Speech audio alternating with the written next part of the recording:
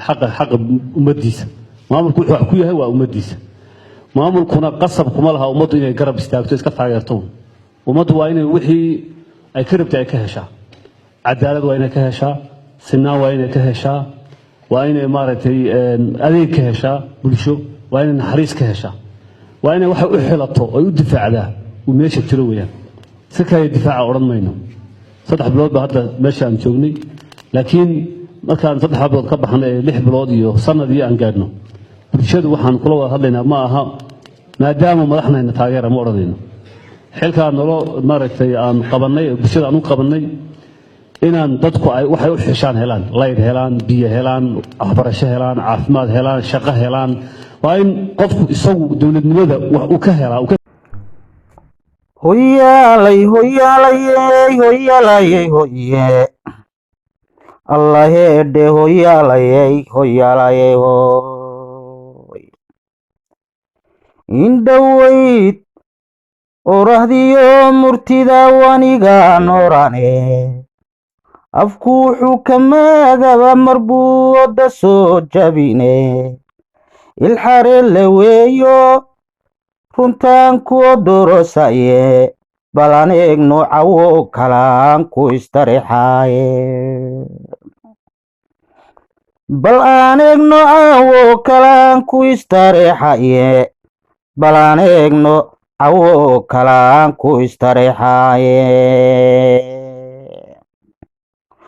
ummadu waxay ku kobcday leen ila dhaqaalede biyo la intifaacshiyo wadiyo la dhiftiin badane amnigiyo midnimadiyo shacbiga oo isaaminae anaysiga qabyaaladii xumanbay oo dorostaye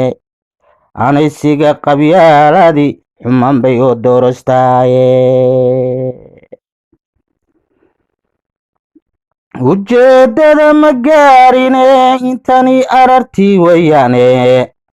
ujeedada ma gaarine intani arartii weeyaane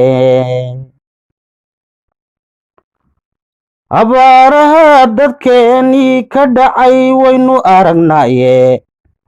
oonbay u dhiman maatido loo arxaami hayne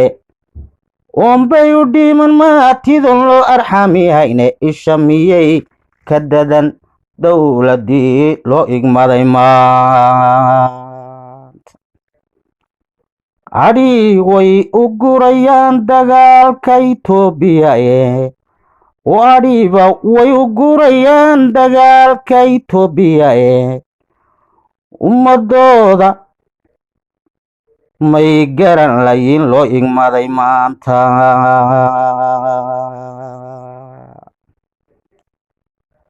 mise ay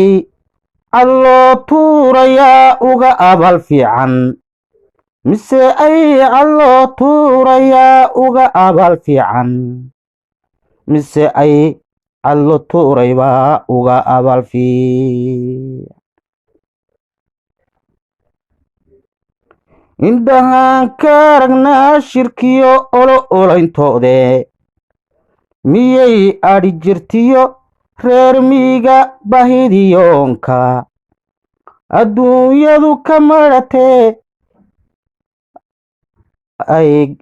adduunyadu ka madhatiyo arkaan gawi italkooda afarta adkeeye aanu ararta sii xoojin eedayn hamoodina murtidu waa iftiin sugane midka kaan fariirow hubsoo gara ujeedkeeda war midka kaan fariirow hubsoo gara ujeedkeeda ibnu aadan baano marbaa tala ilduftaye